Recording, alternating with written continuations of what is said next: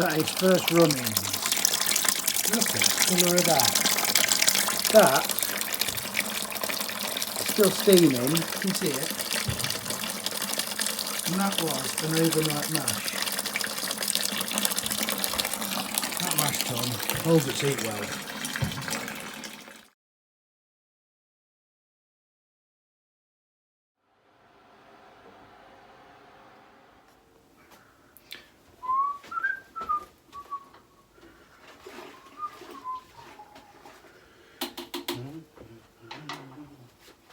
Hiya, you alright? How you doing? Right, brew day. We are brewing a stout. It's getting a bit colder. I might keg it for Christmas. Beginning of the year, March time maybe. I brewed a chocolate and coffee stout and an oatmeal stout that I bottled, and I've done pretty well. There's quite a lot of that left, so I'm going to keep that till the colder weather, Christmas. Can we say Christmas already? I'm doing a bit more of a chocolate stout. It's just a stout out of the Bible, but I've put 350 grams of chocolate malt in it. Using Sovereign in the boil. So that's one coming up my driveway. 40 grams of Sovereign in the boil, start of the boil. 21 grams, because that's what I had left. Last 10 minutes. And 22 grams of citric flame out while I chill down. I'm using Cross My Loaf real ale yeast. Now I bought a load of that Cross My Loaf. It was a pack of about 10, and it was like something silly, like £7 or something.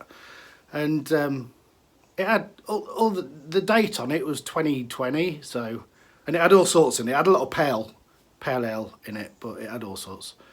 And the pale ale yeast, I've been fermenting at 21 degrees, and it's been fermenting out in about 4 days. And I've left it, obviously, just to make sure, but it is going bonkers. That was good value. So we're just about on a boil.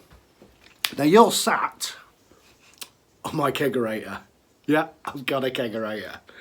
There's a bit of a story behind this. So I'd already bought myself 3 corny kegs with a view to building one. A friend of mine's moving house. She's got a tall larder fridge, and she's not going to need it, so she said I could have it. Brilliant. So in my eBay account, I got like 200 and some quid's worth of regulators and taps and pipes and splitters and all sorts. And then, just up the road from me, on one of the Facebook brewing sites, came a kegerator for sale. Ready to go, used condition, with 3 19-litre corny kegs for 150 quid. I thought, that is just up the road from me. It's like 18 miles. I've got a trailer. I thought, that's a bit of a no-brainer, that, surely. So I went to have a look. I didn't even haggle him down. It was like, that is just 150 quid with 3 kegs. Came with 3 kegs, in good nick, ready to plug and play. I just need a gas bowl. So, I'm going to have to turn you around. There she is. Now, okay, she ain't going to win any beauty contests. We've got a mishmash of taps. Hair obviously off his mate who had a pub probably. Middle one's good. I put that on. Now I didn't know what to do, weighing stuff, weighing kegs or whatever, so I'm marking how many beers I'm having off what. It's got 3 regulators, adjustable bits, the regulators are they?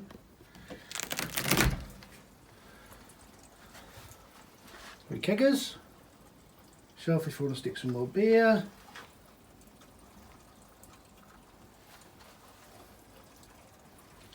She does the job. She does. Look at her. I've got beer on tap. It's very exciting. So as I said, it was a bit of a no-brainer. I'm still getting the other fridge. So at the minute I've got my fermentation fridge is a small one that I can stick one in. So don't know how old this fridge is. So I'm going to get the other fridge. I'm going to make it into a double fermentation fridge for now. And then if this fridge packs up, I'll just move everything over. I mean, I'm going to get some better taps. I'm going to upgrade these taps. But apart from that, I mean, it's set in the garage, out of the way. It doesn't have to be a model, does it? We're at a boil, so I'm going to stick my first ones in. I was just timing. You didn't need to see that. You've seen hop drops coming out your ears, haven't you? But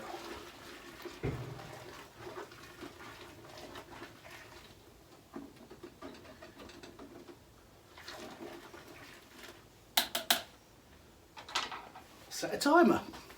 Yeah, so it's very exciting. I've got my Young's American IPA, and that was a kit that I did. I stuck that on first just in case there's any problems. I didn't want to lose an all grain brew. You could stomach it a bit if I had a problem. I didn't know anything about this. I mean, it was holding, when I went to see it, it hadn't got any beer in it, but it was holding gas. And he didn't push the pipe, I just noticed that he degassed it. And all the gauges was holding what they should be. So my Young's American IPA's gone on. I reckon I've only got about 6-7 pints left in that. I've got a Rick American Pale Ale in there, which I put some Pilsner malt in it with my Marisotta. It's made it lovely. I've got a black IPA that's only just gone on. And I've got down there a Ginger Surprise IPA, which is my IPA that's kegged and gassed. And it's cold in here, so that's the joy of it.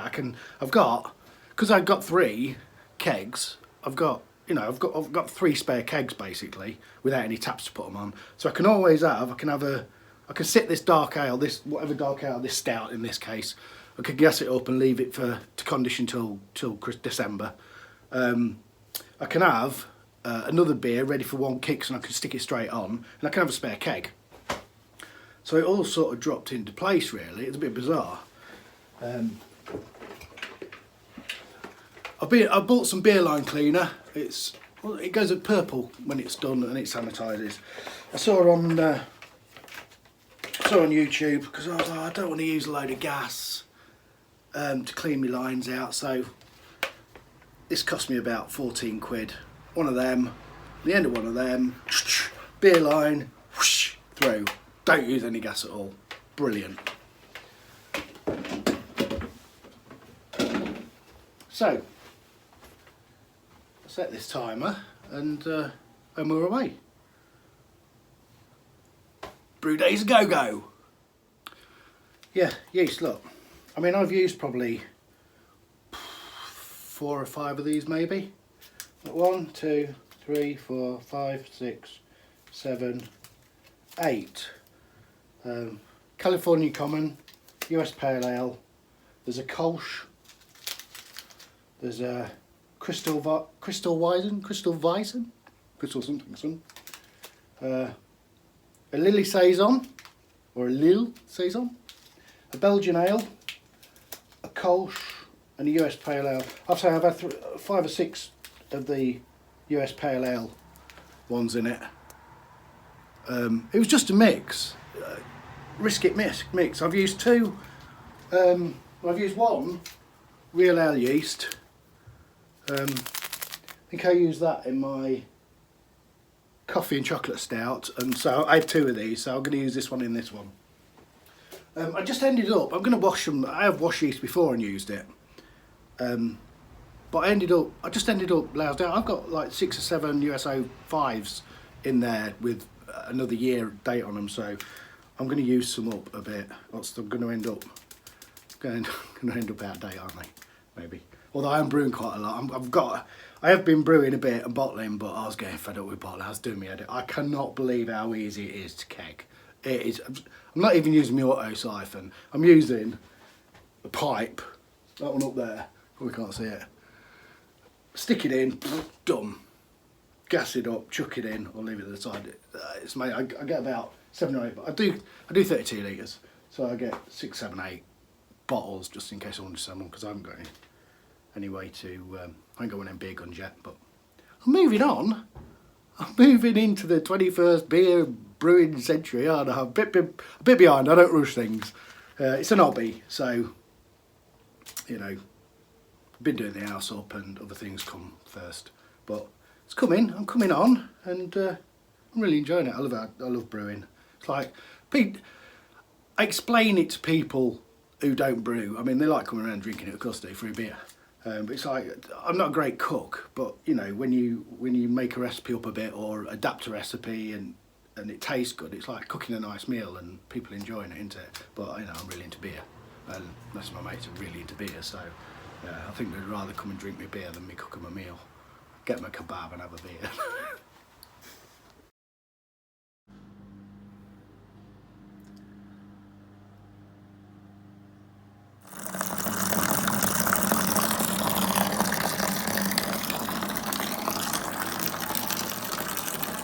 That's it.